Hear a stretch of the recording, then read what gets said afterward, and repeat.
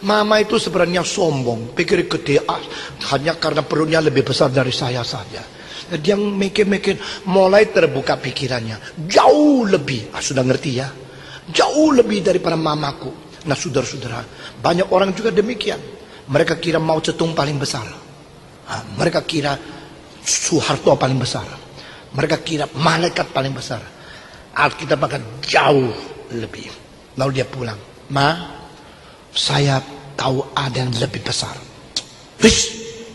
Saya paling besar.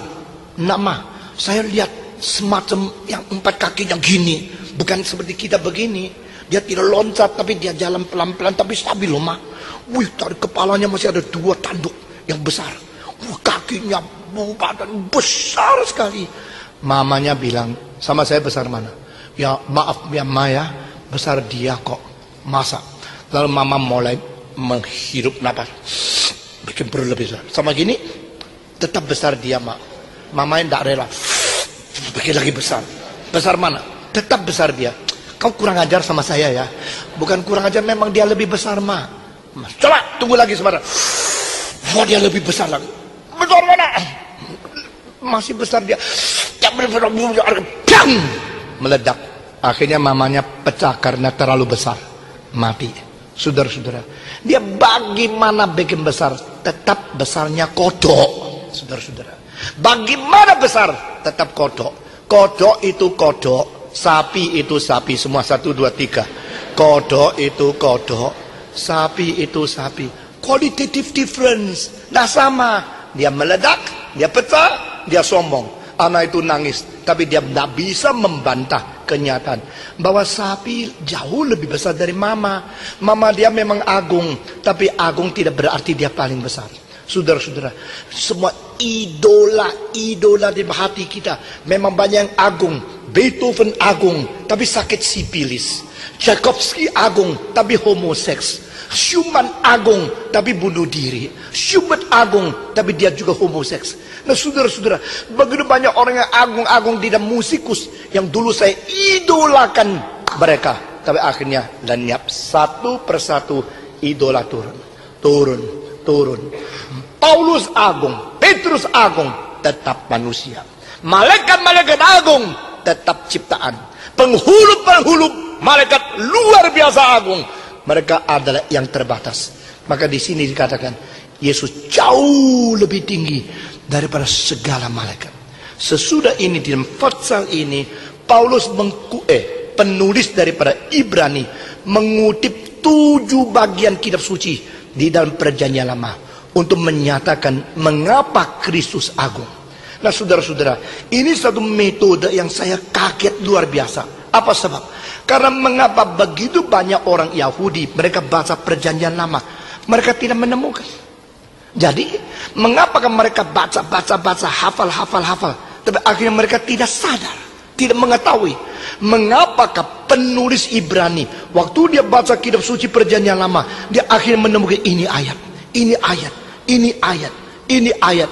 Ada 7 ayat yang bersangkut paut dengan kristologi yang tidak ditemukan oleh orang-orang Yahudi yang menamakan diri ahli Taurat, ahli hukum, ahli kitab suci, ahli surat-surat Musa. Memang mereka tidak tahu, tidak sadar.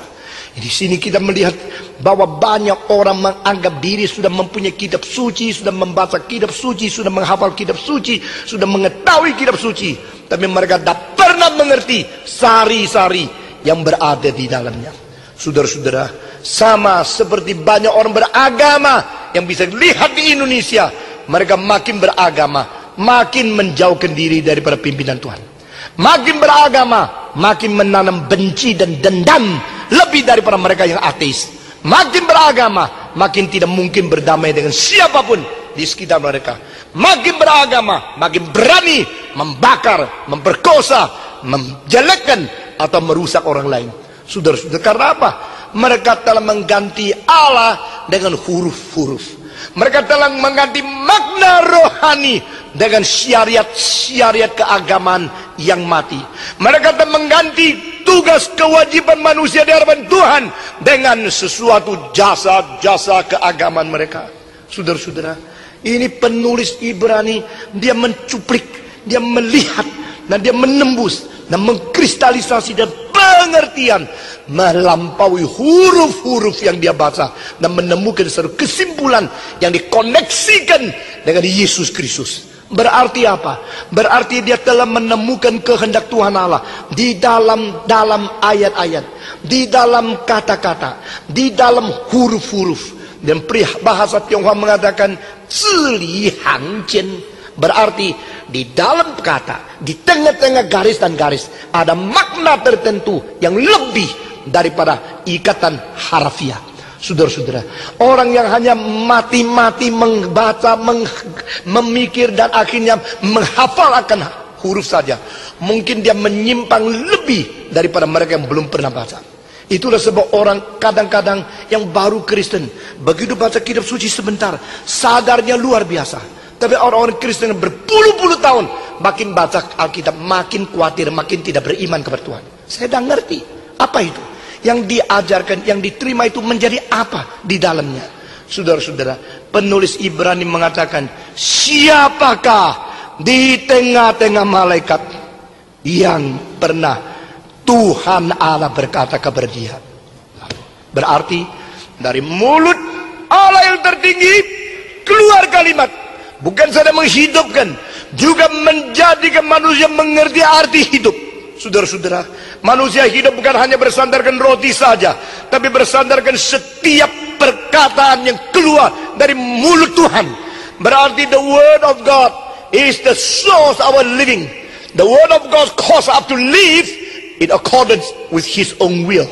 Perkataan yang keluar daripada mulut Allah adalah sumber kuasa untuk menghidupkan, dan perkataan yang keluar daripada mulut Allah adalah sesuatu kekuatan yang menjadikan kita hidup sesuai dengan kehendak Dia yang memberikan hidup kepada kita.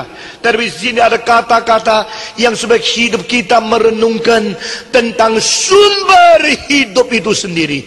Maka ini kata-kata yang lebih daripada kata-kata yang lain. Allah berkata untuk apa? Menyaksikan satu oknum. Nah, saudara-saudara, jangan engkau tidak perhatikan kalau orang penting mengenalkan orang lain dengan sungguh-sungguh. Itu kalimat selalu harus engkau ingat. Nah, saudara-saudara, kalau orang biasa mengatakan engkau pinter ya, engkau sudahlah, itu orang yang ngomong tidak ada apa-apa. Tapi kalau orang penting yang mengatakan, itu jangan lupa. Saudara-saudara, minggu lalu Josh menyanyi di sini, lalu ada seorang mengatakan bagus sekali nyanyinya. Saya tanya, siapa dia? Seorang konduktor daripada satu orkestra yang lain yang ada di sini dengar. Bagus sekali. Lalu saya mengatakan, oke, kalimat itu lumayan lah. Kenapa? Karena saya tahu derajat musik dari orang itu kira-kira di tengah, tidak terlalu tinggi. Jadi yang tinggi kalau mengatakan rekomendasi sesuatu harus engkau perhatikan. Kalau yang tinggi itu mengatakan jelek, Pak, itu engkau harus bertobat. Jangan marah. Kalau yang pendek, yang jelek mengatakan engkau hebat, jangan senang karena dia orang biasa kok. Nah, saudara-saudara, nah ini harus kita mengetahui penilaian. Ada orang yang kalau dipuji langsung senangnya seperti hatinya minum es krim.